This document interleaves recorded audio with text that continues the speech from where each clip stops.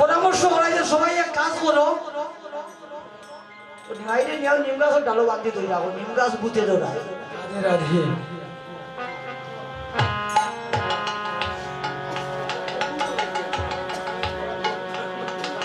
নিম গাছ বুতে ধরায়, এবার নিমাই রাতে ভাবে ভাঙিয়া আর নিম গাছের ডালো জুড়াইয়া রাখতে বলছে।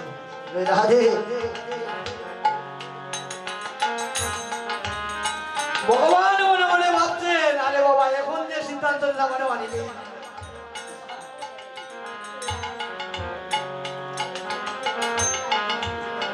স্বপ্নে দর্শন দিলেন মহাবিষ্ণু অবতার অদ্বৈত প্রভুকে, বুড়া গোসাইকে।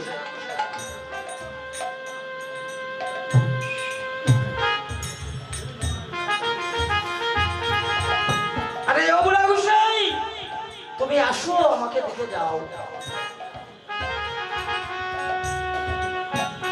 খবর পেয়ে মহাবিষ্ণু অবতার অদ্বৈত প্রভু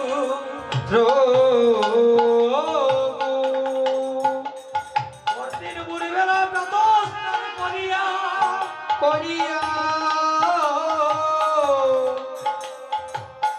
চলে আসলেন নিমাইকে দেখিবা।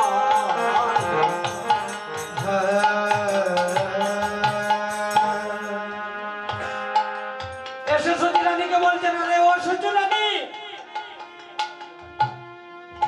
তোমার ঘরে তো একজন দাদুভাই দিছে গো, দাদুভাই কোথায়? আর হইয়েন না, যা জ্বালানি জ্বালার আমার জন্মের পর তাকি আজ কয়টা দিন হয়ে গেল স্তন পান করতেছে না।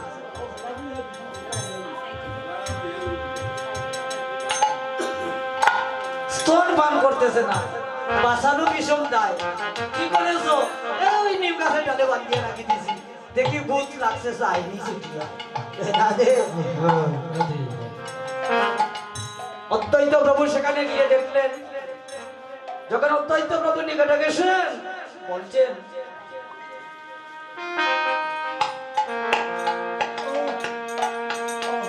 ও বুড়া গোসাই,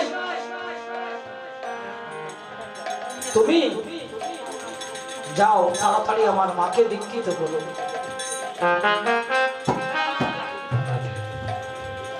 আমি যে আমার অধিকৃত মায়ের স্তন পান করতে পারছি না।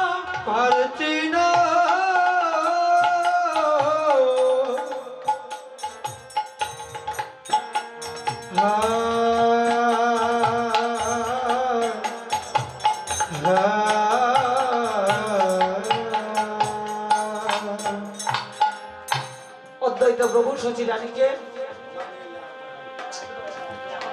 দেখে এনে বলছেন, সোমা তোমাকে কানে কানে দুটি কথা বলে দিই।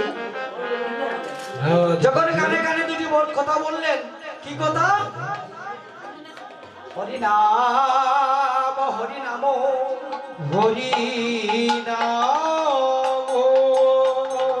হরিনাম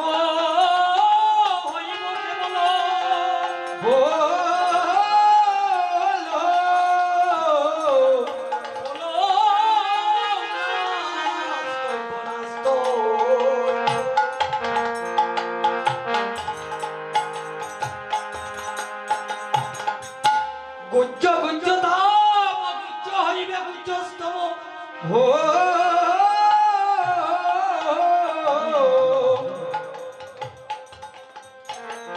গুজ্জাদি গুজ্জস্তম সগুজ্জ গতিরারণ্যতা।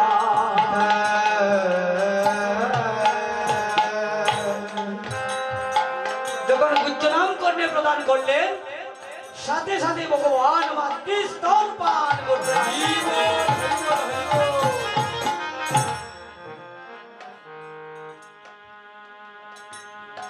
এবার আরেকটি কথা আছে,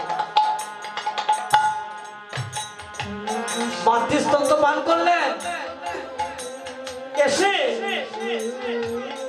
এই বিশ্ব ব্রহ্মাণ্ডে সমগ্র জীবকে করুণা করলেন ভগবান। বললেন তো, জীবের কল্যাণার্থে অবতীর্ণ হয়েছে, একজনকে করুণা করে